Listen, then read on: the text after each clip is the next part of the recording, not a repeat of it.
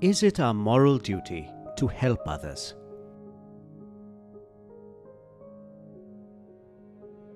Welcome to an original exploration of everyday moral dilemmas with philosopher Dr. Clancy Martin and spiritual guide Daji.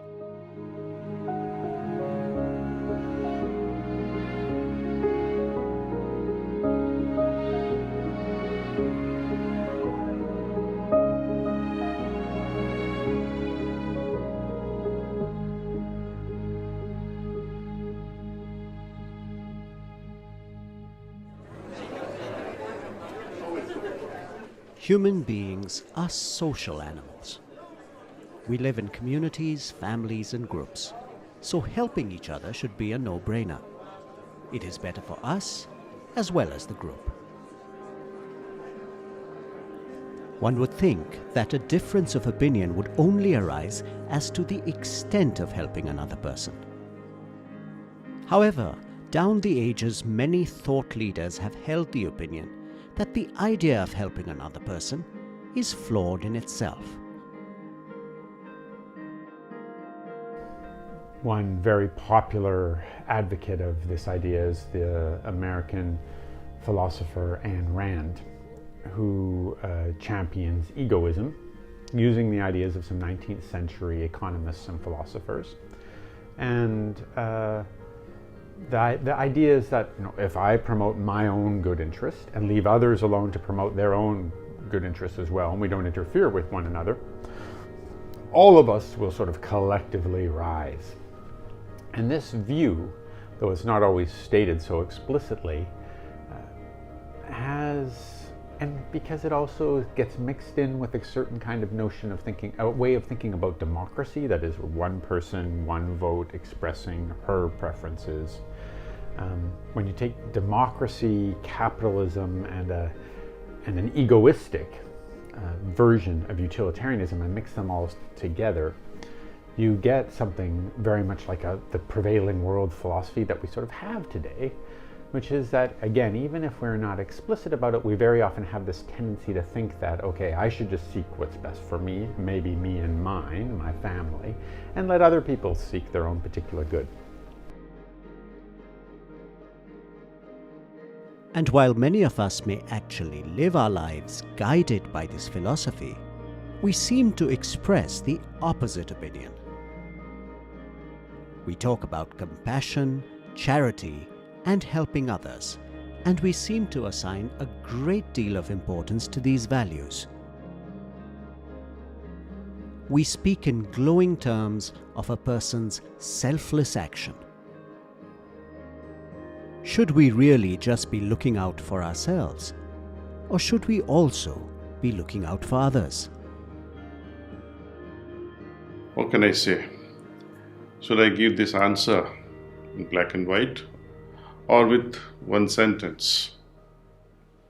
That there is always individual flourishing that leads to partial or full group flourishing.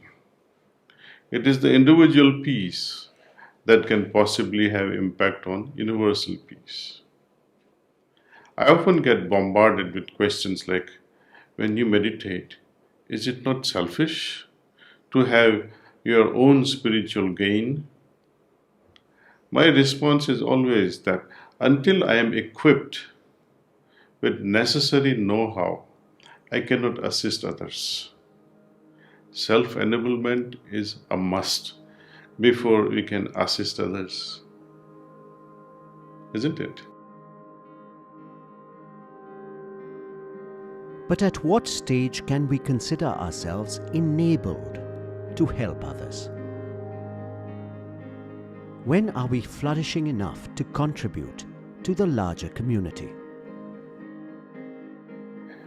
When we talk about human flourishing, from what level are we talking?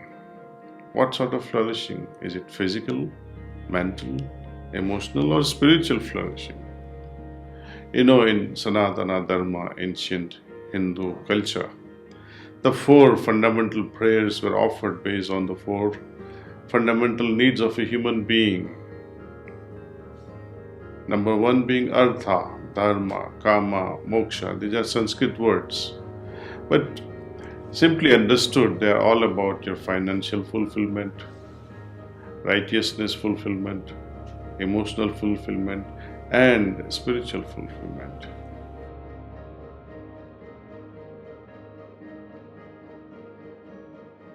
However, beyond our needs, are we hardwired to sympathize with others?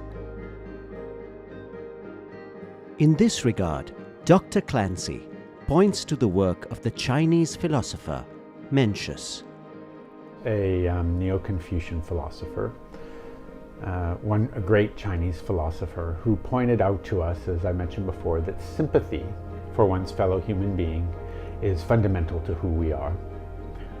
Mencius gives the example of a couple who have lost a child because the child is drowned in a well. And Mencius points out that any ordinary human being, a human being who hasn't, say, been distorted by horrible experiences or something like this, but any kind of normal, typical, ordinary human being will immediately feel sympathy for that couple. Our hearts will go out to that couple, will experience a little taste of their suffering. Not at all the same measure of suffering as they experience, but our hearts will go out to them. We'll feel like, oh, those poor people, they lost that child. And for Mencius, this settles the question of, really fundamentally settles the question of how human beings feel towards each other, how we ought to treat each other, that we have this kind of deeper respect and care for each other that is fundamental to who we are and is fundamental to our flourishing. Let's talk of science. Mirror neurons. It's a new frontier in science today which says why we feel empathetic with other people. When you see someone suffering, you react and feel inclined to empathize. That is explained by these mirror neurons firing in our nervous system. It is as if the brain at some level does not recognize the difference between the self and the others. We are in fact hardwired to have a compassionate response to others. Have you noticed how the entire nervous system reacts when we see sights where there are emotionally powerful moments happening around us? Our hearts expand. There is a constriction in the throat. Our eyes fill with tears and we feel moved. The endorphins are released in our bloodstream when we hear stories of heroism and bravery, of generosity and love. We are meant to take care of each other, to thrive as a community. The great 19th century German philosopher Arthur Schopenhauer wrote a paper about this, and he asked this question: how is it that one human being could sacrifice her life for another human being? Think of the case. This is a classic case in utilitarian philosophy as it's developed in the 20th, 21st centuries. Think of the case of a soldier she's in a Humvee. Suddenly an IED, an improvised explosive device, gets thrown into the Humvee, and she recognizes that she can either throw herself on the IED and save the lives of her 4 fellow soldiers in the Humvee, or she can do nothing and all of them are going to die, or she can jump out of the Humvee and she'll save her own life, and what happens with her to her fellow soldiers, she doesn't know. Maybe they're able to get out, maybe they're not. What does she do? And Schopenhauer thinks, and a lot of people in the history of philosophical thought about this subject have thought that not only is it the right thing for her to throw herself on top of the IED, guaranteeing the lives of her compatriots, her fellow soldiers, but also that it is kind of the instinctive thing to do, that she would sort of naturally or many people may naturally be inclined to do this incredible, heroic thing, sacrificing one's own life for the life of one's fellow being, or in this case, fellow beings. How could this be? Schopenhauer pointed out that our notion of separation from each other is really contingent upon this idea that we are individuals. That the notion of me being separate from you, you being separate from me, each of us being separate, is tied to the idea that somehow or other I am an individual and you are an individual. But that idea, he points out, is tied in with concepts like time and cause and effect. So part of my idea of my individuality is that I can cause certain things to happen. Part of your idea of your individuality is you can cause certain things to happen, and those things are different things than what I can cause. And furthermore, it's connected with time, principally because of memory.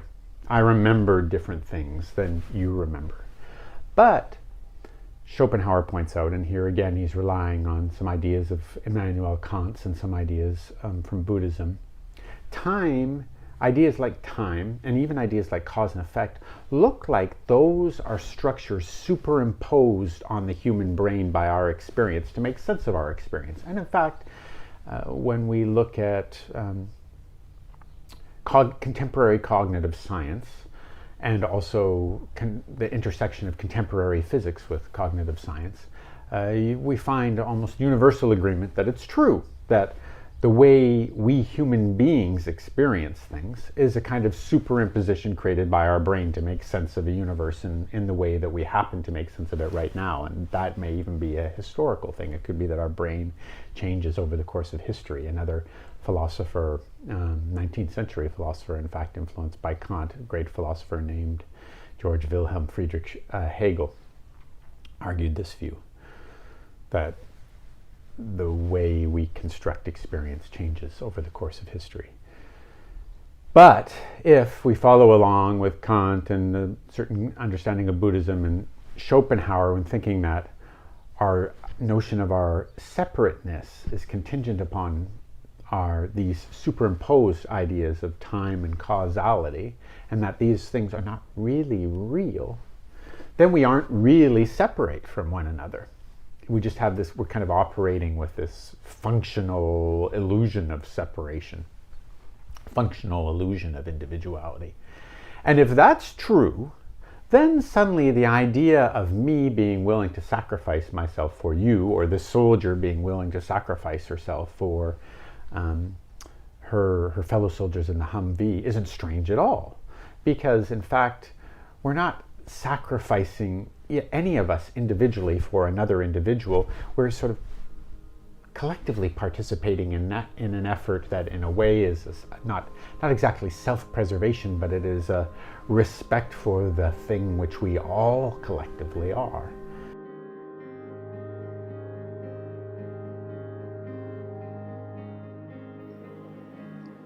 Look at quantum science's discovery of all of creation as a seamless fabric of the universal field. We are not separate. It stemmed from an experiment that baffled even Einstein. He called it spooky action at a distance. It had to do with two electrons that had been in connection with one another and then went off at infinite distances. If the spin of one electron changed, the spin of the other electron would change at the same time. There was no known mechanism for that because the time element was not explainable in this case. How can something like this happen at the exact same moment? This in quantum field is called quantum entanglement. Cause and effect in a time frame is thus relegated to an outdated Newtonian classical science model. We are now stepping into a different model with quantum physics that now joins hands with mystical experiences that frame the basis of yoga. It is as if science is finally catching up and saying, yes, the philosophy founded on intuition, achieved by experience, born in traditions of India, had it right. Our collective thought patterns, our feelings, they form an egregore. Let's try and understand what this egregore is. When you visit a funeral home or a hospital, you develop a certain level of mood. When you visit a kindergarten, you have a different mood. When you go to a baseball stadium or a cricket ground or a football stadium, you have a different, mood. Your state of mind, your emotions are different in each place. This field of feelings created by so many people coming together with similar mindset, it's egregore. It is like a huge collective cloud, the sum total of all of us. It only shows that we all are connected at multiple levels, intellectually, morally, and spiritually. If life is one large continuum, how do we explain the experience of life as individual entities? We all commonly experience life as individuals. The fact remains that we are all individuals with specific identity. It doesn't get lost. It always remains with us. Dissolution of individuality or identity is not a welcome thought, actually. That will be anti-evolutionary. When we talk of existence of two electrons, for example, interconnected in a quantum field, that does not deny the possibility of individual existence of each electron, but for sure they're connected. Our individuality is also connected. In the background, we hardly understand. This background is quantum infinity. Just as the waves in the oceans are part of the ocean, yet they're very specific with their heights, their intensity, their speed, the volume. Similarly, the light waves that emanate from a light object, or the source of object of this light. We are also being supported individually by that infinite quantum field. Our individuality, our identity is always unique. Even if we experience life as individuals connected by an underlying reality, how do we decide who has the responsibility of helping another? There's a famous story told by a really good business leader and business ethicist named Bowen McCoy. It's called The Parable of the Sadhu. And in the Parable of the Sadhu, what happens is groups of hikers are trying to get up Mount Everest. Mountain climbers are trying to get up Mount Everest. And on the way, there's a sadhu. He looks like he is freezing to death. He doesn't have food. He's extremely skinny. He doesn't have sufficient clothes. How he's wound up at this height, no one can figure out, but he clearly needs help. But, and this is a true story, what happens in the parable of the sadhu is that each group of hikers decides, oh well, the next group of mountain climbers will surely help him. We're in a hurry to reach the summit, and weather conditions are changing, etc. And in the story that actually happens, he kind of gets passed from one group to another, the sadhu does, and then nobody really knows what happens to him, but they think that probably he died. And clearly something has gone morally wrong here. And there's a separate story we can talk about that we don't have to talk about today, about shifting responsibility to others rather than taking responsibility for oneself. And there's some other famous stories that I'm sure we will have some time to get around to talking about. But the other lesson that I want to point out in today's talk from the parable of the sadhu, and is widely discussed in the literature on this parable, is we don't really know what the sadhu wanted. We assume that the sadhu wanted proper clothing, wanted food, wanted to be carried to safety, but we don't actually know that that's the case. And the sadhu was so enfeebled that apparently he couldn't really explain his wishes to those around him. All that we know from the story is that when dogs were approaching him, he was strong enough to throw stones to scare away the dogs. But other than that, no one was really clear on what the sadhu's wishes actually were.